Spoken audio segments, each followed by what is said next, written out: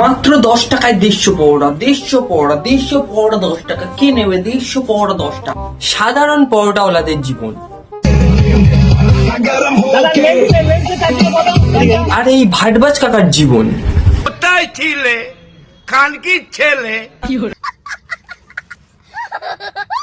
ভাটবাজ কাকার জীবনকে আবার দুটি ভাগে ভাগ করা হয়েছে, একটা দিনে আর একটা রাতে। প্রথমে দিনেরটা নিয়ে বিশ্লেষণ করা।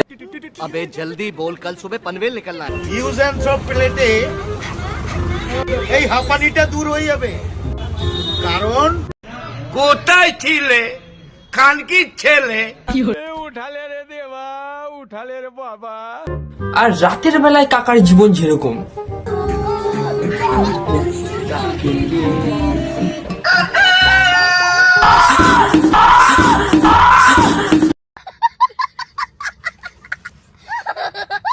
ফুড ব্লগারদের দয়ায় এরা উঠছে আজকাল। না ভাদ্র মাসে না কুকুরে জন্ম দিয়েছে, তো বাবা মাকে জিজ্ঞাসা করবি। আজ এমন ভাবে রোস্ট করব কেউ ছিঁড়তে পারবে না আমার। চাটার পর হালকা করে করে দেবে ব্রাশ। সেই ব্রাশটা ছিল আমাদের বাথরুমে। মেলেনি তো কি হয়েছে, আমার চাটাটা বড় কথা। তো চলো বেশি ভার না বকে আমাদের ভিডিও আজকে শুরু হচ্ছে। Hello guys, welcome to my channel CM Chandan. গুরুজনের ছোট ছোট ভাই বোনেরা, আজকে ভিডিওটা তোমাদের জন্য নয়। আর যারা যারা ভিডিওটা দেখছো পাশে যদি থাকে মা বাবা ভাই বোন, তাহলে পরে নাও কানে হেডফোন। তো চলো আজকে ভিডিও শুরু হচ্ছে।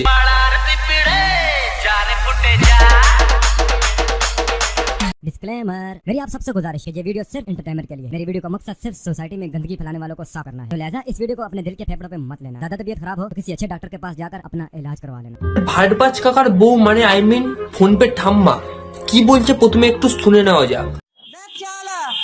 তোর পৌষ মাসে না ভাদ্র মাসে না কুকুরে জন্ম দিয়েছে, তো বাবা মাকে জিজ্ঞাসা করবি। একটা কথা বলছি ঠাম্মা, হয়তো ছোট মুখে বড় কথা হয়ে যাবে, তাও বলছি এটা যদি তোমার মাকে কেউ বলতো তখন কেমন লাগতো? একটু যদি ভিডিওটা দেখে থাকো একটু কমেন্টে বলবে, ঠিক আছে, কেমন লাগতো। আর কুকুরের সাথে মানুষের তুলনা করছে, মানে এদের মেন্টালিটিটা কেমন হলে তারপরে কুকুরের সাথে মানুষের তুলনা করে একবার ভাবো। আমার এখন একটাই কাজ করতে ইচ্ছা হচ্ছে, সুটিয়ে লাল করে দেবো, নোংরামি বার করে দেবো। তোর মার কাপড় আগে খুলবি, তারপর আমার কাছে আসবি।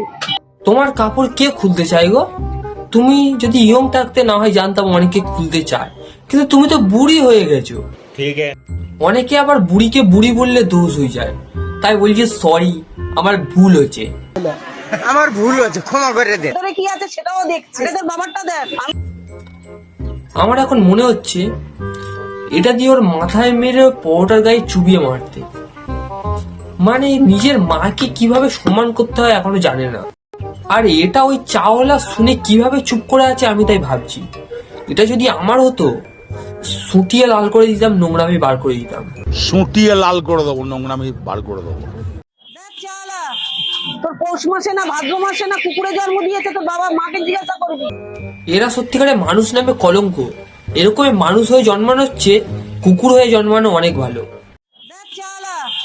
তোর পৌষ মাসে না ভাদ্র মাসে চাওয়ালার কি বাঁশ দিয়েছে আমি জানি না, কিন্তু তার মার কাপড় আগে খুলবি, তারপর আমার কাছে আসবি। তার বাবাকে মেরে হাতটা ঠিক করুক, তারপরে এসে তো ওনাকে মারবে। তার ছেলে দেখেছি ওর বাবা শিম্পাঞ্জি, যার জন্য ওর বাচ্চাটাও শিম্পাঞ্জি হয়েছে। কাউকে ছাড়িনি। यही नहीं, अभी और सुनिए। এই ঠাংমা পুরো জাত কুকুর, এক কামড়ে ইনজেকশন। আবার অনেকে হয়তো বলবে ঠাম্মা আমার চেয়ে বড় হয়। আমি কেন বলছি, যে অন্যের মাকে সম্মান করতে পারে না তার কোনো সম্মান পাওয়ার যোগ্যতা নেই। আমি তো দেখেছি ওর বাবা শিম্পাঞ্জি, যার জন্য ওর বাচ্চাটাও শিম্পাঞ্জি হয়েছে। এই জন্যই বলে মূর্খদের সাথে লাগতে যেও না। বলছি ঠাম্মা, সব মানুষই আগে বানর ছিল, তারপরে বানর থেকে মানুষ হয়েছে, কিন্তু তুমি তো দেখছি তাও হতে পারলে না। আবার তার বাচ্চাটাকেও ছাড়েনি, মানে কতটা ছোট লোক হলে এরকমই কাজ করে। সুটিয়ে লাল করে দেবো, নোংরামি বার করে দেবো। ভুল করতেই পারে, তা বলে তার ফ্যামিলির সব মেম্বারদের গালাগাল দেওয়া, এটা কি ধরনের মানসিকতা? আর এসব ফুড ব্লগার, না না না না না, মুদ ব্লগার,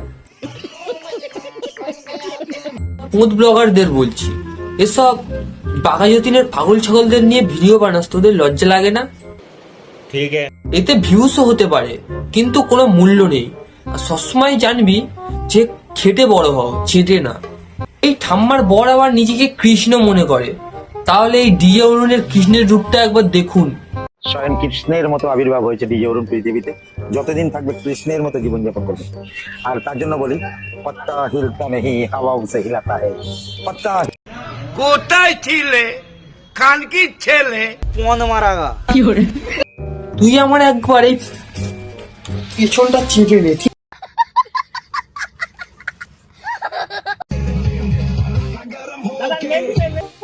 আমার এখন একটা কথা বলতে ইচ্ছা হচ্ছে, কোথায় ছিলে? কানকির ছেলে। স্বয়ং কৃষ্ণের মতো আবির্ভাব হয়েছে ডিজে অরুণ পৃথিবীতে। একে কেউ পুঁছেও না, আবার নিজেকে কৃষ্ণ বলছে। মানে কোনো পাগলের কাজ ছাড়া এরকম কথা বলা অসম্ভব। বুড়ো বয়সে কৃষ্ণ হতে এসেছে। এ ভাবে যদি একে কৃষ্ণ বলা যায়, সবাইকে কৃষ্ণ ভাববে। বুড়ো বয়সে কৃষ্ণ হতে এসেছে, ইয়াং বয়সে কোথায় ছিলে? কোথায় ছিলে কানকির ছেলে? এ আবার বুড়ো বয়সে কৃষ্ণ লীলা দেখাচ্ছে, তোমরা একবার দেখো।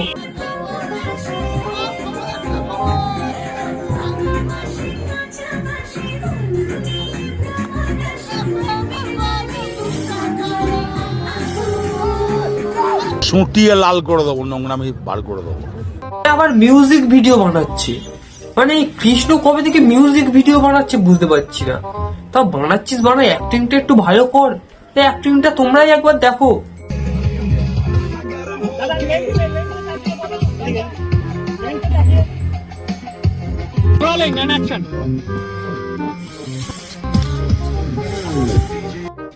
এবার তোমরাই বলো, এর কোন দিক থেকে গালাগাল দেওয়া উচিত?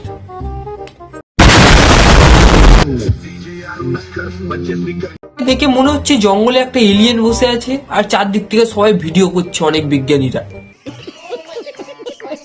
লো গাইস, আজকের ভিডিওটা এতটাই। দেখা হচ্ছে পরের ভিডিওতে। আর তাড়াতাড়ি সাবস্ক্রাইবটা করে দাও পরবর্তী ভিডিও সবার আগে পেতে।